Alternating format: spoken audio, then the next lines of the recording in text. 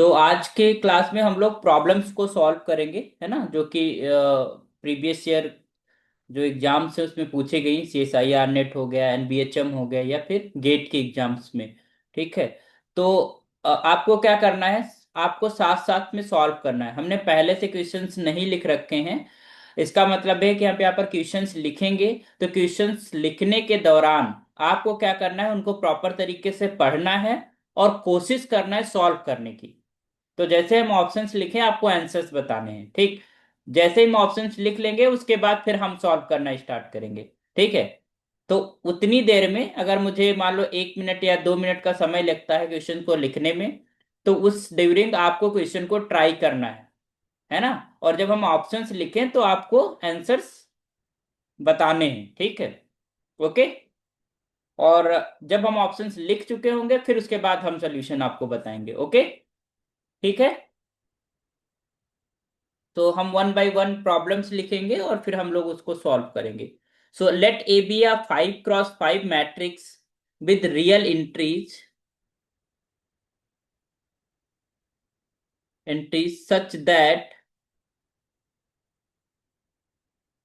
such that the sum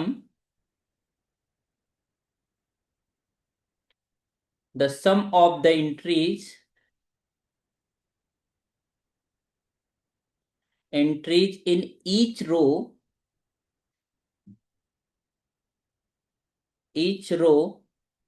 of A is 1. Okay. Then the sum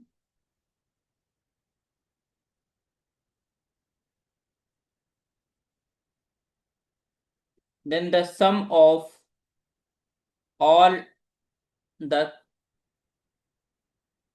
entries in A cube is। आपके options हैं, first option is 3, second option is 15, third option is 5 and four option is 125। Okay. बताइए क्या answer आएगा।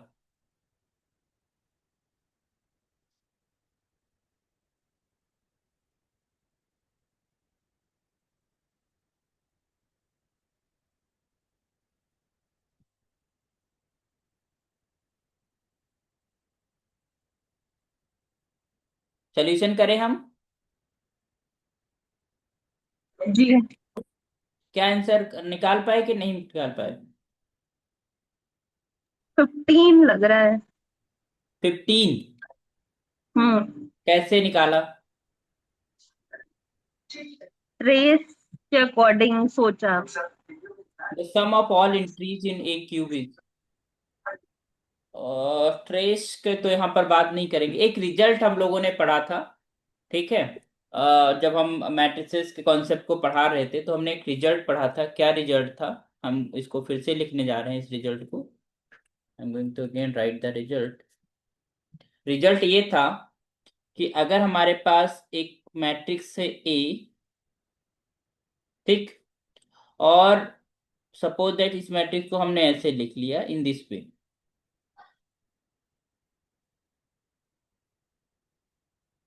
This is A11, A12 and so on up to A1n, A21, A22 up to A2n, up to this is AN1, and this is AN2 up to AN1, NN। Okay, तो this is a n by n matrix. Okay. तो इसके अगर हर एक रो का सम suppose that K1 है, this is K, ठीक है, K, और यहाँ पर K, हर एक रो का सम K है। ठीक।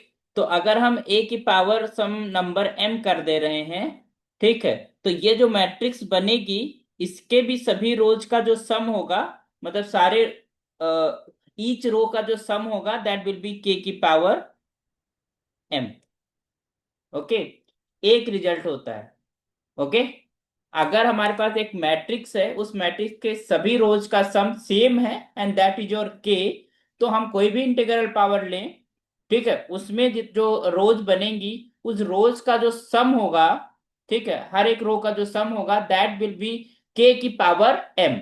जितना भी इंटीग्रल पावर होगा तो वो जो कांस्टेंट के होगा उसकी भी पावर उतना ही इंक्रीज कर जाएगी। ओके। तो आप जब अपना नोट्स पलट के देखेंगे तो वहां पर हमने एक रिजल्ट कराया था। Yes sir. ठीक है। तो अब यहाँ पर हम्म। भी यही कॉन्सेप्ट हम लगाएंगे, ठीक। ओके। ओके। यहाँ पर इन्होंने बोला है कि sum of each row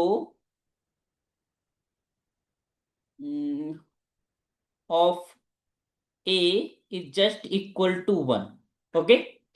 so this implies sum of each row of a cube will be equal to what? 1 का cube, that will be 1 again, है ना। ओके। अब एक चीज इन्होंने, हाँ। बट यहाँ पर क्वेश्चन में इन्होंने क्या पूछा है कि ये क्यूब के अंदर जितनी भी इंट्रीज हैं उनका सम क्या है ना, hmm. And the sum of all entries in A cube. और ऑलरेडी उन्होंने कहा है कि मैट्रिक्स क्या है, रियल मैट्रिक्स है। तो देयर इज, हम्म। आपको ये नहीं कि हाँ कॉम्प्लेक्स इंटीजर उनका क्यूब करेंगे क्या आएगा, we don't know, this is a real matrix.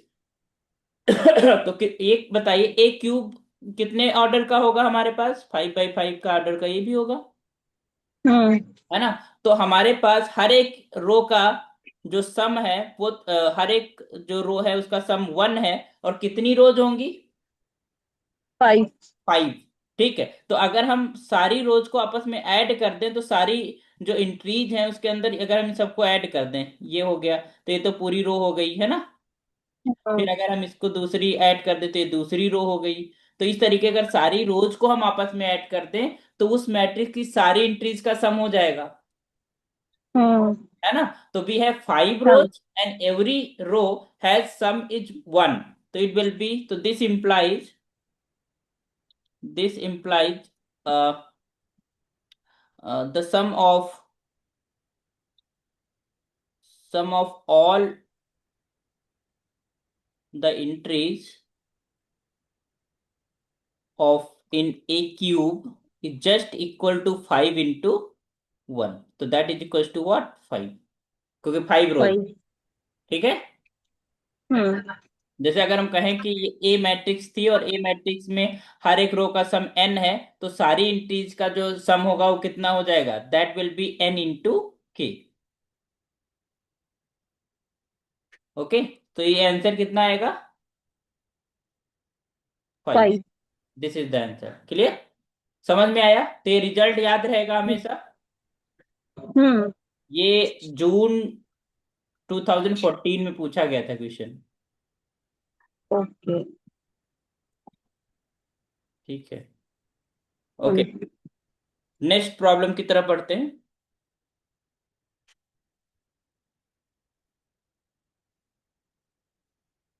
हाँ। अब क्वेश्चन क्वेश्चन नंबर 2। तो हम क्वेश्चन लिखेंगे, क्वेश्चन लिखते समय आपको ट्राई करना है, देन आई विल, और उसके बाद जैसे ऑप्शन लिखे आपको आंसर बताना है, ठीक। Okay sir. तो दिस इज टुगेदर प्रैक्टिस, है ना, हम दोनों लोग प्रैक्टिस कर रहे हैं। If A and B,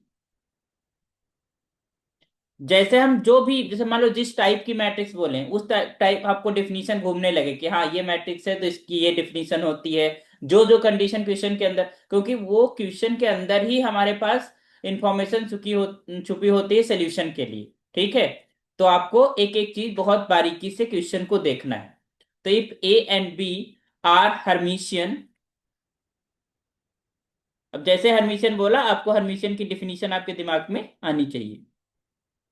then select the incorrect, इसमें करेक्ट नहीं बताना, ये भी ध्यान रखना है, ट्रू नहीं बताना है, फॉल्स बताना है कि विच वन इज फॉल्स। तो first option is A plus A B plus B A is Hermitian.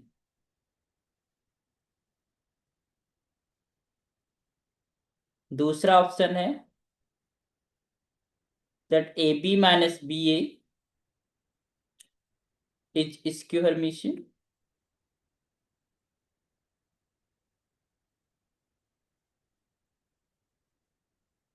फिर आपके पास थर्ड ऑप्शन है that is A B theta and B. यहाँ पर थीटा जो है वो तुम्हारे पास क्या है, दैट इज योर ट्रांजुगेट।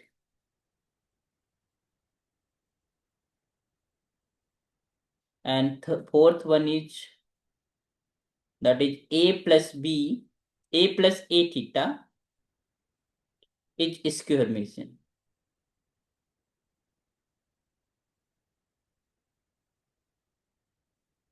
ठीक है, तो तुमको कौन सा ऑप्शन बताना है, इनकरेक्ट ऑप्शन, मतलब इनमें से कौन सा फॉल्स है, कौन सा ट्रू नहीं है,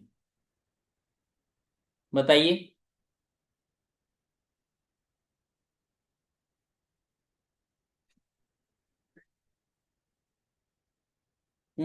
if A and B are hermitian then select the incorrect one.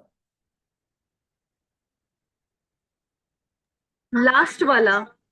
Last वाला इनकरेक्ट है, मतलब यू आर सेइंग कि hmm fourth one is incorrect, other सारे ट्रू है ना। You are saying this is true, this is true, this is true and this is false, और जो false होगा वही तुम्हारा आंसर है। Okay, hmm. Because they asking for the incorrect. Let अस सी, है ना, प्रूव करते हैं one one okay. One by one. तो लिखा है A B plus B A is Hermitian. They are given if A and B are Hermitian. तो Hermitian means A theta, यहाँ पर थीटा यूज करा है तो हम थीटा यूज कर ले रहे हैं। A theta is just equal to A and B theta is just equal to B. यही तो डिफिनीशन होती है हर्मिशियन की। थीटा क्या है, ट्रांजुगेट, जैसे ए स्टार वही है यहाँ पर थीटा। ठीक, तो अब अगर हमको ये चेक करना है कि A B plus B A hermitian है कि नहीं, तो हमें क्या चेक करना होगा, this A B plus B A का theta is just equal to A B plus B A. Okay, ये चीज हमको देखनी है कि ये चीज हो रही कि नहीं। तो आपने भी यही करा होगा, है ना। इसका थीटा लिया and that will be equal to what, A B का होल थीटा एंड प्लस का दिस इज बी ए का होल थीटा। ऐसे ओपन हो जाता है, और थीटा रिवर्सल ऑर्डर में ओपन होता है। It means this is B theta into A theta and plus this is A theta into B theta. और you know that A theta A ही है, बी थीटा भी बी ही है। क्यों, ए और बी क्या है, हमारे पास हर्मिशियन मैट्रिसेस हैं। तो this will be B into A and plus A into B, और एडिशन कम्यूट करता है तो you can write here A B ये प्लस बी ए। तो ये हमारे पास इसका मतलब क्या हुआ, this implies you get this is A B plus B A का whole theta is just equal to A B plus B A. तो इट मीन्स कि हमारे पास पहला वाला ऑप्शन क्या है, ट्रू। ठीक है, it means it is correct, this implies this A B plus B A is Hermitian. Clear. तो पहला तो हमारा ट्रू हो गया। दूसरे को देखते हैं स्क्यू हर्मिशियन के लिए। इसका मतलब यह है कि अगर हमें स्क्यू हर्मिशियन देखना है तो A B minus B A का अगर हम थीटा निकालें, that will be equal to negative times of A B minus B A. ठीक है, ये हमको चेक करना है, तभी तो हम कह पाएंगे कि ये स्क्यू हर्मिशियन है ना। और प्रोवाइडेड हमारे पास जो कंडीशन है that A and B are Hermitian. तो इसको आप देख लेते हैं, A B minus B A का होल थीटा, ऐसे करा था ना, हाँ, ऐसे ही किया था। माइनस बी ए का whole theta and that will be equal to this is B theta into A theta and minus this is A theta into B theta and this implies you will get B A minus A B, है ना।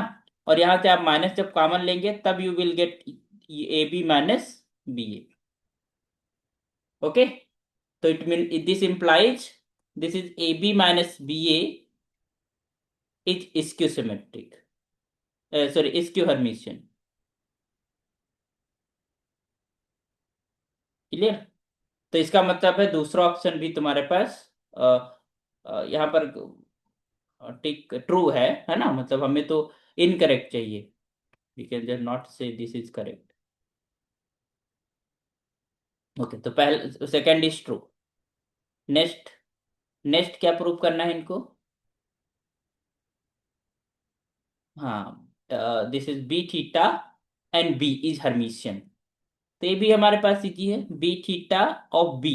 अब इसका whole theta आपको देखना है ना? तो that will be equal to, क्योंकि थीटा रिवर्स ऑर्डर में ओपन होता है, तो ये हो जाएगा B theta into B theta का होल थीटा। और बी थीटा का होल थीटा हमारे पास बी थीटा बी ही आ जाएगा, तो this is B theta into B. ठीक। और ये तुम्हारे पास क्या है? This this this implies B theta into B is Hermitian.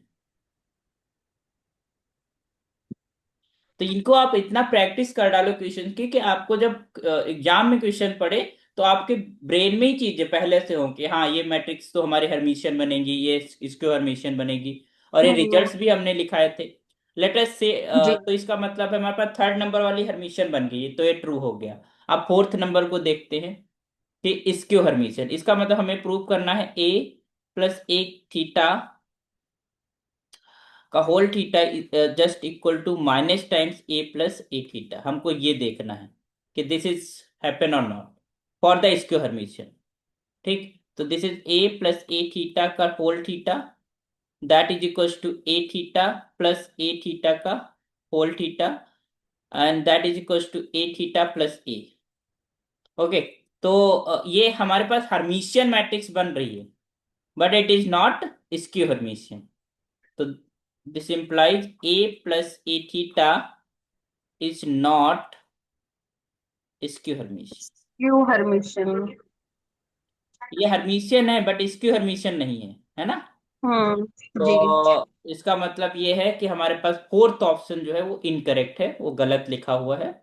तो दिस इज योर आंसर, तो आंसर तुम्हारा फोर्थ ऑप्शन हो जाएगा। क्लियर? और क्वेश्चंस लिखें। हम्म। Yes sir.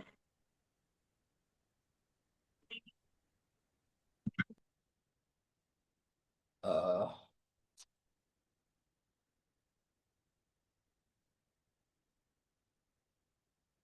चलिए,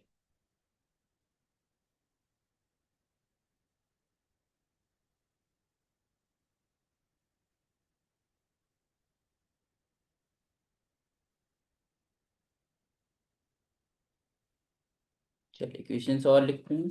एक बहुत अच्छा सा सवाल है।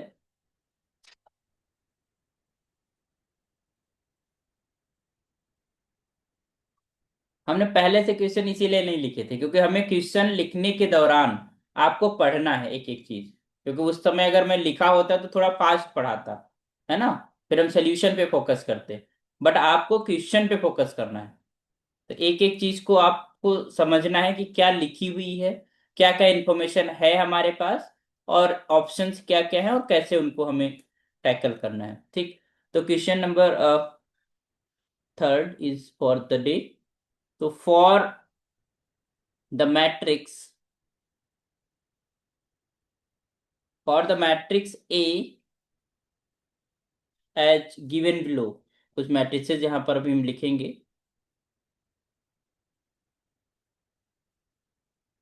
आपको देखना है which of them which of them satisfy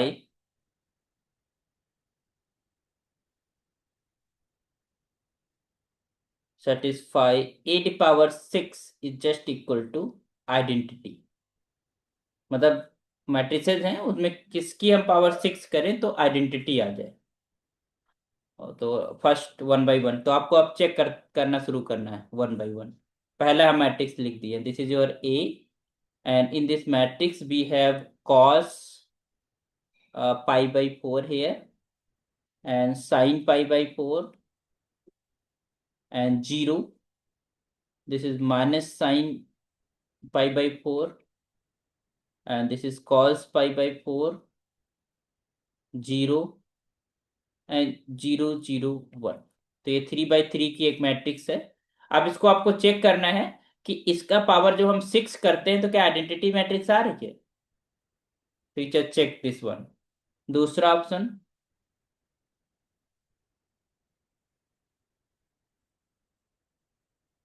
1 0 0 and this is 0, this is cos π/3,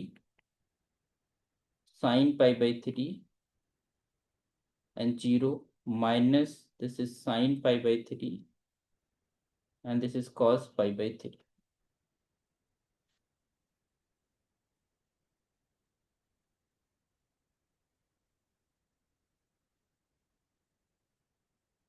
This is your A is just equal to cos π/6 0, sin π/6 0, 1 0 minus sin π/6 0, this is cos π/6.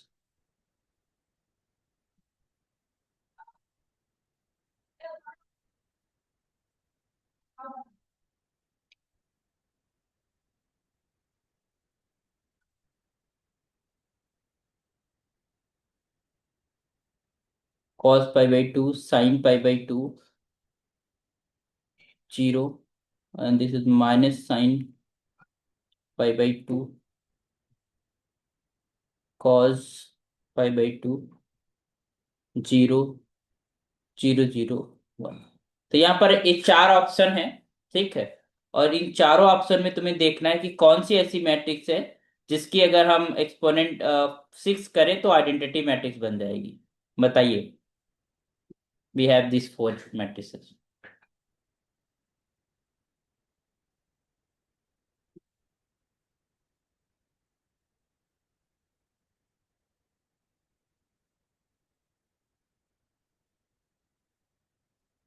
Check किया? फर्स्ट वाली तो चेक कर लिया, वो नहीं है। First वाली नहीं है? कैसे चेक करा? बाकी चेक करना। एक चीज इसमें ध्यान प्रोडक्ट रखिएगा, एक। ये ऑर्थोगोनल मैट्रिसेस लिखी हुई है, दीज आर ऑर्थोगोनल मैट्रिसेस। और इसका एक हम्म। सबसे ये होता है कि इसमें जब हम इंटीग्रल पावर्स लेते हैं इन मैट्रिसेस का, ठीक, हम्म। तो जो जो n होगा that will be shifted in the angle, ठीक है। तो अगर हम यहाँ पर जैसे a है, यहाँ पर ये है तुम्हारे पास a की पावर हम n करते हैं, तो a की power this will be n, it becomes in this way is just equal to this equal to this is cos of n π/4, ठीक, and this is sine of n π/4 0, and this is your minus sine of n π/4 and this is cos of n π/4 0। तो ये special type की matrices होती हैं और ये also we can prove it by mathematical induction, ठीक है। कि अगर हम इनको n एक्सपोनेंट रेज करते हैं तो the exponent will be in angle, okay, of the cos और साइन। तो इसमें बस आपको क्या करना है, हमको a की पावर 6 चाहिए। तो 1/6 का मतलब n यहाँ पर क्या है, 6 है। तो सारे एंगल में आपको 6 को मल्टीप्लाई करके देखना है कि वो आइडेंटिटी मैट्रिक्स बन रही कि नहीं बन रही। जैसे यहाँ पर अगर आप बात करोगे तो वही बात कॉस, है ना, cos 6 π/4, और उसमें भी आपको फर्स्ट एलिमेंट पहले देखना है, कॉस cos 6 π/4, है ना।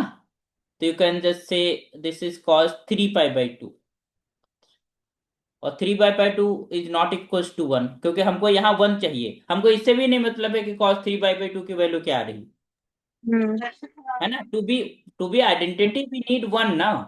तो यहाँ पर तो हम्म। 1 नहीं बन रहा, तो 1 नहीं बन रहा, तो इसका ये नहीं है। यहाँ पर हम देख लेते, यहाँ पर देखते हैं cos 2 π, यहाँ cos 2 π और यहाँ पर cos 2 π, ये बन जाएगी तुम्हारी आइडेंटिटी। ये ऐसे बन जाएगी ना, 1 0 0 और यहाँ पर 0 cos 2 π, है ना, sin 2 π। हम n की जगह 6 रखेंगे ना, समझ जी। पा, 0 माइनस हाँ। sin 2 π और यहाँ पर cos 2 π, और cos 2 π की वैल्यू 1 होती है, sin 2 π हाँ। 0 होती है, ये आइडेंटिटी बन हाँ। जाएगी। हाँ, सेकंड सेटिस्फाई तो करेगा। दिस इज योर आइडेंटिटी, इसका मतलब दिस इज योर आंसर। और में आप अगर देख लोगे तो यहाँ पर यू कैन सी, जब हम इसमें रखेंगे थर्ड वाले में, तो हम्म यहाँ पर कॉस पाई बचेगा। कॉस पाई की वैल्यू -1 होती है, हम्म तो आइडेंटिटी नहीं बचेगा, तो ये भी हमारे पास नहीं है आइडेंटिटी। फिर इसमें अगर हम आएंगे तो दिस विल बी cos 3 पाई, है ना। अगर 6 यहाँ रखेंगे n की जगह पे, तो cos 6 3 पाई, और cos 3 पाई की वैल्यू भी क्या होती है, -1 होती है। ठीक है, माइनस। तो इसका मतलब है this is also not becomes identity in the power 6। तो हमारे पास सेकेंड ऑप्शन इज करेक्ट। और अगर मान लो हम्म SCQ है, मतलब सिंगल करेक्ट है, और एक हमने करेक्टली 100% श्योर हमने देख लिया कि यही आंसर है, तो और चेक करने की जरूरत नहीं होती, उसमें फिर समय आपको नहीं खराब करना होता है। ठीक है, क्लियर। जी। हम्म ओके।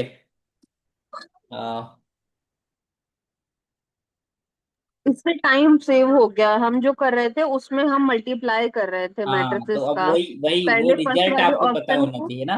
और ये रिजल्ट मैंने हाँ। लिखाया था, हम्म ये रिजल्ट मैंने लिखाया था कि अगर मैट्रिसेस हैं इन दिस वे, तो हम उसमें जो एक्सपोनेंट अगर n है तो उसको हम अंदर भेज सकते हैं। तो ये आपको हाँ। फॉर्मेट याद रखना है कि इस तरीके के मैट्रिसेस के लिए ही होता है। ठीक है, और ये क्वेश्चन आपका जून 2014 का ही है, जैसे CSIR। हम्म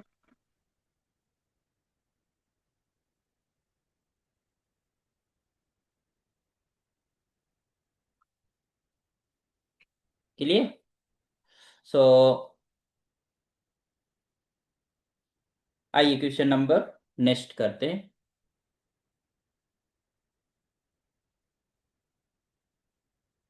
सो क्वेश्चन नंबर 20, क्वेश्चन नंबर कौन सा, 3 हो गए ना, fourth number. So let A and B, ध्यान दीजिए जैसे हम क्वेश्चन लिखना शुरू करें, तो उस क्वेश्चन में जो भी टर्मिनोलॉजी यूज हुआ है, जिस तरीके की मैट्रिसेस यूज हुआ है, वो तुरंत रिकॉल करने लगिए आप कि हाँ ये मैट्रिक्स है। अब इसमें क्या हम कर सकते हैं, आने वाले मतलब जो क्वेश्चन रहेगा फॉर्मेट क्या है, उसके अकॉर्डिंग हम करना शुरू करेंगे। तो let A and B be n/n matrices, मतलब स्क्वायर मैट्रिसेस हैं, matrices such that such that BA plus B square is just equal to identity minus BA square। ठीक है, where I is the identity matrix।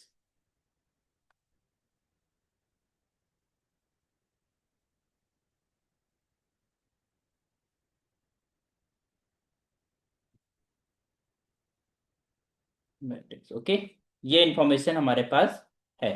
तो question क्या है,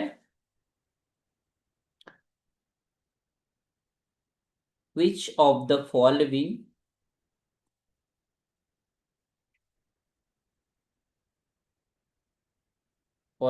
is always true। कौन सी चीज हमेशा ट्रू रहे होगी, मतलब हमेशा होल्ड करेगी। तो पहले तो ए के बारे में लिखा है, ए इज नॉन सिंगुलर, ये हमारी नॉन सिंगुलर है।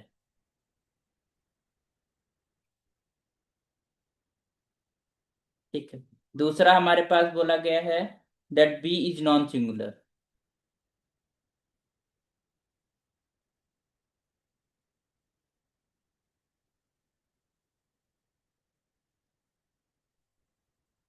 थर्ड ऑप्शन क्या है, that A plus B is non singular.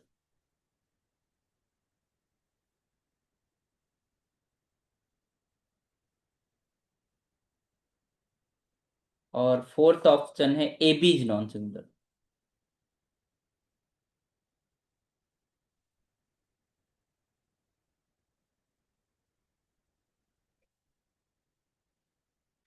बताइए आंसर, आप तो अभी आ गया होगा आपका।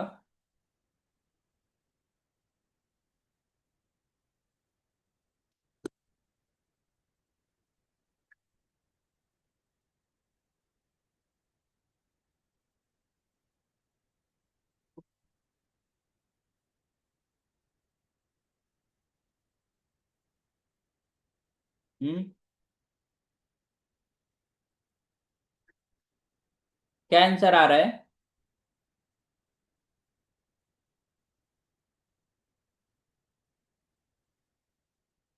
क्लास में है ना आप? जी जी मैं हूँ।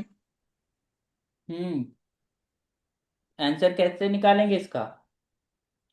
ठीक है, लिखा सोच विच ऑफ रही द हूँ। फॉलोइंग इज ऑलवेज ट्रू, मतलब कौन सी इंफॉर्मेशन आप हम्म, करेक्टली निकाल पा रहे हैं for A B, A plus B and A B by this expression. एक ये एक्सप्रेशन आपका गिवन है, और इस एक्सप्रेशन की मदद से आप क्या इंफॉर्मेशन निकाल पा रहे हैं? कुछ समझ में आया है? हाँ, जो हमारे पास ये टर्म्स दिए गए हैं, अगर वो हम आइडेंटिटी के इक्वल लिख लें हम्म। और बी को कॉमन ले लें, हम्म। हाँ, you can just write like this, this is B A plus का बी स्क्वेयर तो and B plus is of like B A non singular term. Just equal to I. Okay, तो B को common ले ले, है ना? हाँ, B is non singular हो जाएगा देन। बी एंड यहाँ पर क्या बच, यहाँ पर बी स्क्वायर। ए स्क्वायर। हाँ, इसमें ए स्क्वायर बचेगा, है ना? हम्म। बी हमने सब में से बाहर ले लिया, that hmm. Equals to I. Yes. अब डिटर्मिनेंट ले लीजिए। ठीक है, क्योंकि ये प्रोडक्ट के फॉर्म में, हम्म। और डिटर्मिनेंट प्रोडक्ट में हाँ। ओपन हो जाता है, तो determinant A plus B plus of A square is just equal to hmm. Determinant of I, है ना? I. And that is equal hmm. To one. तो वन है, तो वन एक नॉन जीरो नंबर है, तो this implies hmm. Determinant of B will be non zero, non singular. And determinant of A plus B plus A square also non zero. तो कभी अगर मान लो इसके बारे में इंफॉर्मेशन दे देती, तो ये भी हमारे पास भी हम कह सकते थे, है ना? हम्म। यहाँ पर हमको, क्योंकि हमको जो है ना लेकिन ऑलवेज, यहाँ पे हम ए को तो नहीं कंक्लूड कर सकते ना कि ए इज नॉन सिंगुलर, यानी ए सिर्फ के बारे में बी बिल्कुल और। देखो, वही तो ना, इन्होंने कहा ऑलवेज ट्रू, मतलब कौन सी इंफॉर्मेशन आपको निकलती है, ए के बारे में आप कुछ नहीं कह सकते यहाँ पे। ठीक है, ये कुछ भी हो हम्म। सकता है, ठीक है। तो यहाँ पर हम्म। बी के बारे में कंक्लूड हम कर पा रहे हैं कि बी इज नॉन सिंगुलर, तो this option will be correct, this is H Q, मतलब ये सिंगल करेक्ट ऑप्शन वाला है, हम्म। ठीक है। तो इसमें एक ही करेक्ट होगा, दैट विल बी। ना ही आप ए प्लस बी के बारे में कुछ कह पाएंगे इतनी इंफॉर्मेशन से, ना ही ए के बारे में आप कुछ कह पाएंगे, और ना ही ए बी के बारे में आप कुछ कह पाएंगे। ओके, अगर आप ए बी के बारे में भी कुछ कहना चाहें तो you not able to say anything. Okay. Okay. But hmm. यहाँ पर जो एक्सप्रेशन एक तरफ आपने कर लिया, उसके बाद बी कॉमन ले लिया, तो बी को फिर हम डिटरमिनेंट ले सकते हैं, तो मल्टीप्लिकेशन है दो मैट्रिसेस का, तो डिटरमिनेंट भी निकाल सकते हैं। तो डिटरमिनेंट नॉन जीरो आ रहा है, इसका मतलब है B is non singular here, है ना? हम्म। तो this is always true, answer is this, B is non singular. तो ये इंफॉर्मेशन हमको निकल पा रही है। Okay, got it? डिटर्मिनेंट की प्रॉपर्टी से तो फिर ए प्लस बी को भी नॉन सिंगुलर कहा जा सकता है। कैसे? ए प्लस बी को नहीं कह पाओगे ना, यहाँ पर डिटरमिनेंट समेशन में नहीं खुलता है, सम में नहीं खुलता है, केवल प्रोडक्ट में खुलता है। Okay determinant of okay A B is just equal to determinant of A into determinant A. Of B, but you are हाँ नॉट हाँ able to say determinant of A plus B, you not say this is equal to determinant of A plus determinant of B. हाँ। Okay okay. Okay. Hmm. So यहाँ पर हमारे पास B is non singular, तो ये answer हमारे पास हो गया। एक सवाल है बहुत, दैट इज बैकवर्ड डायगोनल का है, ठीक है। चलिए इसको भी लिखते हैं क्वेश्चन। बैकवर्ड डायगोनल मैट्रिसेस के बारे में जानते ही हो। जी। फटाफट इसका आंसर बताइए, क्वेश्चन नंबर 5। इसमें डिटर्मिनेंट बताना है, बैकवर्ड डायगोनल मैट्रिक्स का डिटर्मिनेंट क्या होता है?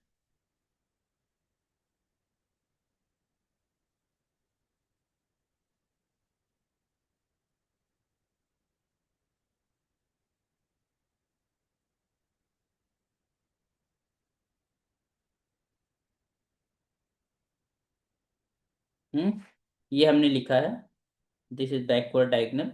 तो यहाँ सारे जीरो हैं, यहाँ पर वन पड़ा होता है, फिर वन जीरो, फिर यहाँ पर 1 0 0 इस तरीके से, है ना, ऐसे होता है।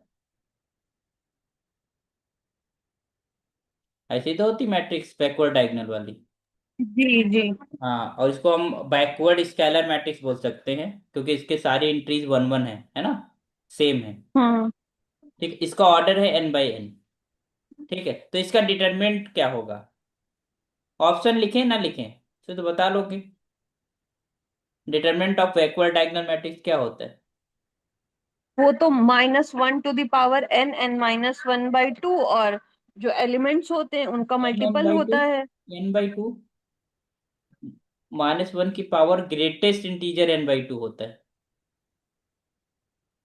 हम्म।